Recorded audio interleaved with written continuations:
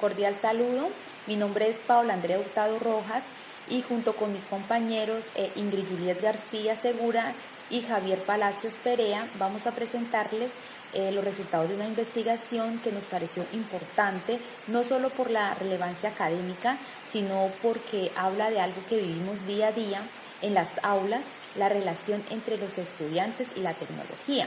Entonces el artículo que vamos a exponer se titula Alfabetización digital, aprendizaje autónomo y búsqueda crítica de información. Antes de entrar en detalle, les comparto una visión general del trabajo. El objetivo central fue analizar cómo los estudiantes viven la alfabetización digital, entendida como algo más que saber utilizar un dispositivo. Nos preguntamos si son estudiantes son capaces de aprender de manera autónoma con la tecnología, si ellos pueden buscar información de manera crítica y responsable. El presente artículo analiza la relación entre tecnología, comunicación y educación a partir de la importancia de desarrollar habilidades digitales críticas en estudiantes. Se aplicó un cuestionario de 10 preguntas con escala Likert a 20 estudiantes y los hallazgos nos mostraron dos caras. Por un lado, la faceta positiva, los niños usan la tecnología con facilidad para sus tareas y por otro lado, la parte más preocupante es que la mayoría no verifica las fuentes si son confiables. Y eso nos lleva a una conclusión que atraviesa todo el trabajo. La alfabetización digital no es un lujo ni un tema optativo, es una competencia educativa que la escuela debe enseñar de manera intencional y sistemática. Bueno, ahora pasamos a la introducción. Los autores Gómez y Vera del 2025 nos hablan que la alfabetización digital no se reduce a saber encender un computador o encontrar un video en internet. Implica acceder, analizar y compartir información con criterio. En la actualidad, las tecnologías digitales forman parte de la vida académica, laboral y social de los estudiantes. El uso de plataformas educativas, videoconferencias, foros, bibliotecas digitales, redes sociales, ha transformado la manera en que las personas accedan a la información, se comuniquen y se construyan conocimientos. Sin embargo, utilizar tecnología no significa necesariamente estar alfabetizado digitalmente. Por otro lado, la alfabetización digital es una competencia necesaria en la educación actual porque permite a los estudiantes utilizar información de manera responsable.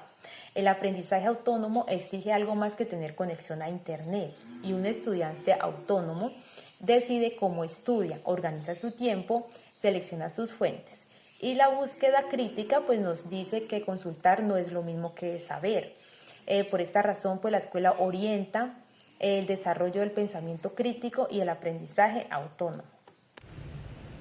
Muy buenas tardes, mi nombre es Ingrid García. Ahora estamos en la parte del desarrollo teórico y acá quiero detenerme especialmente porque este apartado nos ayuda a entender qué significa estar alfabetizado digitalmente. La alfabetización digital es una competencia educativa integradora. Eso quiere decir que no solo es una habilidad técnica, sino que agrupa conocimientos, actitudes y valores que permiten actuar de forma crítica, segura y responsable con los entornos digitales. Un estudiante alfabetizado digitalmente no simplemente quiere abrir una aplicación o buscar un tema en Google, es quien pregunta de dónde viene esa información, si puedo confiar en ella y para qué me sirve en el aprendizaje. Además, dentro de lo que plantea el artículo, queremos incluir 3 dimensiones fundamentales para entender cómo los estudiantes construyen su relación con lo digital. La primera es la identidad del aprendizaje digital. Cada estudiante tiene una imagen de sí mismo frente a la tecnología. Hay niños que se sienten seguros navegando en lo que experimentan, y entonces ellos consultan. Y hay otros que se bloquean ante una pantalla y prefieren no intentar algo nuevo por miedo a equivocarse. Esta autopercepción influye directamente cómo ellos aprenden. Un niño que cree que la tecnología no es para él, va a evitarla, no va a tener acceso o lo va a limitar. Por eso la escuela no solo debe enseñar herramientas digitales, sino que también debe fortalecer cómo el estudiante debe ser un aprendiz digitalmente. La tercera dimensión son los factores sociales y emocionales. Un estudiante en una zona rural, como lo es el corregimiento de Vega Larga, la señal es intermitente, donde a veces hasta solamente se cuentan con 2 horas de internet al día. Otro no puede contar de pronto con un adulto responsable que lo oriente, que lo guíe cuando no entiende algo. Entonces, esas condiciones materiales y emocionales son secundarias y son determinantes. ¿Por qué? Porque la alfabetización digital no puede enseñarse como si todos los estudiantes partieran desde el mismo lugar, sino desde las diferencias individuales. Esta diapositiva es una de mis favoritas porque nos ayuda a ver cómo las tres dimensiones que a veces pensamos por separados están profundamente conectadas con el contexto de estudio.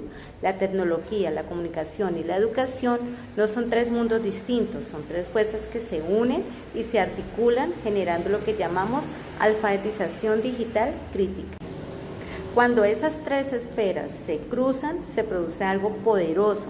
El estudiante no es un receptor pasivo de información, sino que un productor activo de conocimiento. Pero eso no solamente ocurre cuando hay un docente que lo acompaña, cuando pregunta, cuando orienta, cuando le enseña a dudar de su primera fuente y aparece a buscar una segunda o una tercera fuente. En el contexto de Vega Larga, esta articulación es especialmente relevante porque los recursos son limitados y el acompañamiento pedagógico se vuelve aún más determinante para que la tecnología disponible se convierta en una oportunidad de aprendizaje.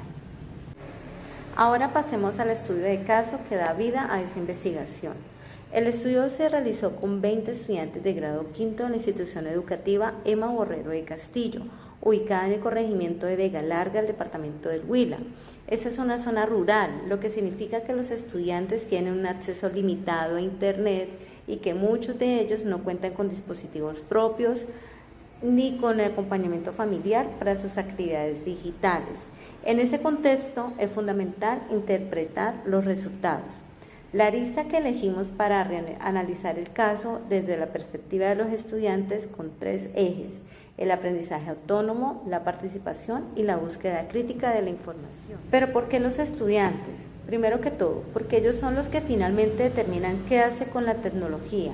Puede que el docente diseñe su clase con los recursos digitales, pero si el estudiante no tiene las herramientas para aprender de manera autónoma, si no sabe cómo participar activamente en su propio proceso, si no sabe distinguir una fuente confiable de la que no lo es, entonces la tecnología se va a convertir en un distractor más que en un puente hacia el conocimiento. Desde ahí entonces nos preguntamos, ¿esos niños organizan su tiempo de estudio digital? ¿Participan activamente cuando buscan información o simplemente primero lo que encuentran? ¿Son capaces de verificar si una página web es confiable o no? ¿Si es desinformación o no? Entonces, esas son preguntas de análisis que nos guían hacia el caso. Hablemos ahora de cómo se hizo la investigación, dando continuidad a lo manifestado por mis compañeras. El enfoque fue cuantitativo, lo que significa que buscamos medir de manera numérica las percepciones de los estudiantes. No los observamos en clase, ni les hicimos entrevistas abiertas. Les preguntamos de forma estructurada qué tan frecuente era cada comportamiento relacionado con la tecnología y el aprendizaje. El diseño fue no experimental, descriptivo y transversal. No experimental porque no intervenimos, no cambiamos nada del aula, simplemente nos dedicamos a observar. Descriptivo porque nuestro objetivo era caracterizar cómo son las prácticas digitales de estos estudiantes. Y transversal porque recogimos todos los datos en un solo momento como una fotografía del grupo en ese instante. El instrumento fue un cuestionario de 10 preguntas con escala de Richter, con opciones que van desde siempre hasta nunca. Las preguntas están totalmente organizadas en 3 dimensiones: el uso de herramientas digitales, el aprendizaje autónomo y la búsqueda crítica de información. Por ejemplo, una pregunta decía: comparo información de varias páginas antes de usarla en mis tareas. Un estudiante podía responder siempre, casi siempre, a veces, casi nunca o simplemente nunca. Esta respuesta nos dice mucho sobre su nivel de pensamiento crítico frente a la información.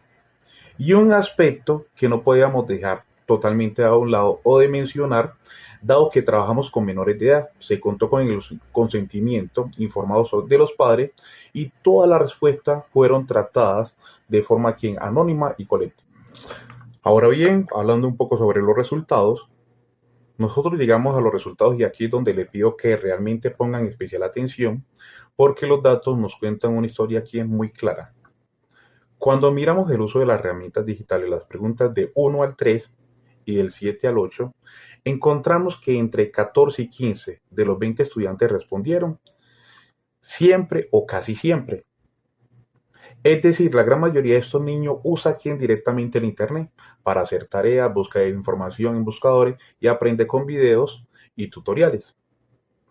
Eso es positivo para nosotros. Tienen una relación totalmente fluida con la tecnología y eso es un punto de partida y muy valioso para nuestro proyecto de investigación, igualmente para el aprendizaje de ellos. Pero cuando miramos el aprendizaje autónomo, especialmente la pregunta 6, sobre organización del tiempo, solo 10 estudiantes dijeron que organizan bien su tiempo de estudio digital. La mitad del grupo, lo que eso nos dice que es mucho de ellos usan la tecnología de manera reactiva. La tienen disponible y la usan, pero no con un plan, no con un propósito claro. Eso no es autonomía, es simplemente un hábito. Y donde los resultados se vuelven más preocupantes es en la búsqueda crítica de la información. Solo 8 estudiantes dijeron que comparan información de varias páginas antes de usarla. Solo 7 verifican si la fuente es confiable. Y en la pregunta 9 únicamente 9 niños afirmaron que es confiable o evitar copiar quién sin entender. 7 dijeron que a veces lo hacen y 4 dijeron que casi nunca o nunca evitan copiar sin comprender. Eso nos pinta un escenario en el que los estudiantes pueden encontrar información, pero no necesariamente saben qué hacer con ella. Y esa es exactamente la brecha de que la escuela debe totalmente atender. Y más nosotros con esta brecha de investigación. ¿Cuál es nuestro propósito? Los resultados obtenidos nos dieron como unas conclusiones sobre este estudio y se fundamenta sobre 4 ideas fundamentales que nos gustaría como compartir con la misma claridad y con el trabajo que se plantea. La primera, donde los estudiantes tienen un punto de partida favorable. No llegamos a un grupo que rechaza la tecnología, al contrario, son niños que la usan con naturalidad, que aprenden con videos, que resuelven dudas de internet. Eso es valioso y hay que celebrarlo. Pero en ese punto de partida favorable necesita una orientación para convertirse en un verdadero totalmente aprendizaje. Como segunda idea, la autonomía necesita hábitos, no solo acceso. Tener wifi en la escuela no hace autónomo a un estudiante. La autonomía se construye cuando el niño aprende a planificar. Voy a buscar información sobre el tema, voy a comparar 2 fuentes, voy a escribir con mis propias palabras lo que entendí. Eso no surge espontáneamente, hay que enseñarlo. Y tercera, la búsqueda aquí en crítica e información es la mayor brecha. Es el área donde los estudiantes mostraron más debilidades y es también la más urgente de atender. Un estudiante que no verifica su fuente es vulnerable a la desinformación, a copiar contenidos incorrectos y a desarrollar una relación pasiva con el conocimiento. Y por último, nuestra cuarta, la escuela debe liderar totalmente un cambio. La alfabetización digital no puede quedar reducida a 1 hora de informática a la semana. Debe atravesar todas las asignaturas, todas las actividades, todos los momentos en que un estudiante usa la tecnología para aprender. El docente es totalmente el mediador clave entre el recurso digital y el aprendizaje significativo. Y también juega el papel fundamental los padres para orientar ese proceso y ayudar. Para cerrar la parte académica de la presentación, pues queremos compartir los lineamientos de la revista que seleccionamos, la revista Educación y Educadores de la Universidad de Las Sabanas en Colombia, una publicación de categoría B en Publinet, lo que ubica dentro del sistema de clasificación científica de MinCiencias. Los requisitos de la revista son bastante específicos, como lo podemos identificar en las diapositivas. En esta última diapositiva presentamos las referencias bibliográficas que sostienen en todo el argumento del artículo. Son autores recientes, la mayoría son del 2023 al 2025, lo que refleja que el trabajo está anclado en la discusión académica más actual sobre la alfabetización digital, competencias digitales y educación crítica. Muchas gracias.